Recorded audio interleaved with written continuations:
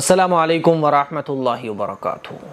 12 ربیع الاول کا روزہ بہت چلتا ہے ہمارے معاشرے میں، سماج میں۔ 12 ربیع الاول کا روزہ رکھنا چاہیے کہ نہیں رکھنا چاہیے، بہت سارے لوگ معلوم بھی کرتے ہیں۔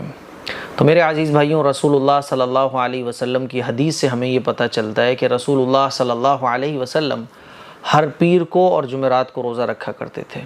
اور حضور سے پوچھا گیا کہ یا رسول اللہ، آپ پیر کو روزہ کیوں رکھتے ہیں؟ تو آپ علیہ الصلوۃ والسلام نے ارشاد فرمایا کہ اس دن میں پیدا ہوا اور اسی دن میرے اوپر پہلی وحی نازل کی گئی۔ تو پتہ یہ چلا کہ حضور علیہ الصلوۃ والسلام جس دن پیدا ہوئے وہ دن تو فائنل تھا، یعنی پیر کا دن۔ اور حضور سال میں ایک مرتبہ روزہ نہیں رکھتے تھے، بلکہ ہر ہفتے روزہ رکھا کرتے تھے پیر کو۔ اسی لیے پیر کو روزہ رکھنا یہ سنت ہے۔ اب رہی بات 12 ربیع الاول کی، تو 12 ربیع الاول کو روزہ رکھنا جائز ہے، نو پرابلم، آپ رکھ سکتے ہیں۔ 12 کو رکھ لو، 13 کو رکھ لو، 11 کو رکھ لو، کبھی بھی آپ روزہ رکھ سکتے ہو۔ لیکن 12 ربیع الاول کا کوئی خاص روزہ سمجھ کر رکھنا یہ پھر مناسب نہیں ہے۔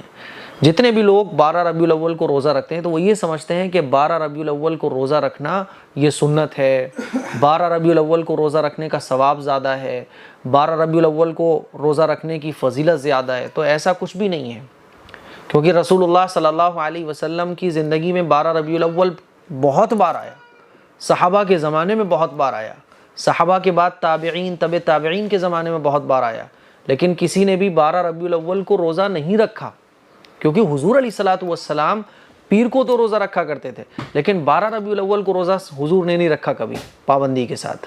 تو اسی لیے 12 ربیع الاول کے روزے کو یہ سمجھنا کہ یہ خاص ہے، اسپیشل ہے اور اس کی فضیلت زیادہ ہے اور 12 ربیع الاول کو روزہ رکھنے کا ثواب زیادہ ہے، تو یہ جو آپ کا عقیدہ اگر بنا ہوا ہے تو یہ آپ عقیدہ اپنا درست کر لیں۔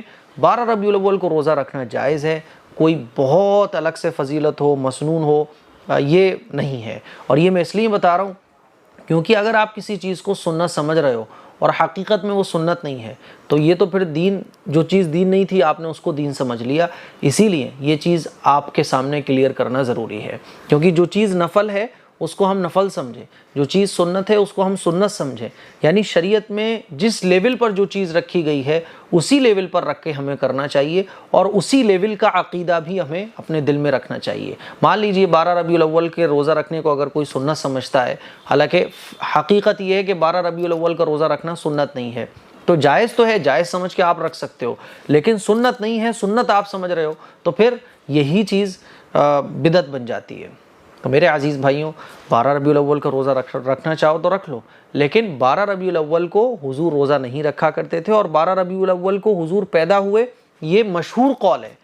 صحیح معنی میں 9 ربیع الاول کو رسول اللہ صلی اللہ علیہ وسلم اس دنیا میں تشریف لائے۔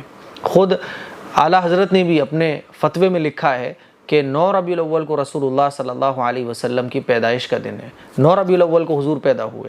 بعض نے 8 بھی لکھا ہے، بعض نے اور بھی لکھا ہے، لیکن 12 ربیع الاول کو پیدائش کا جو دن کہا جاتا ہے یہ مشہور ہے، اسی لیے مشہور جو چیز ہوتی ہے وہ چل جاتی ہے، لیکن حقیقت وہی ہے جو میں نے ابھی ساری چیزیں آپ لوگوں کے سامنے رکھی ہیں۔ اس کلپ کو شیئر کریں، دوسروں تک پہنچائیں۔ السلام علیکم ورحمۃ اللہ وبرکاتہ۔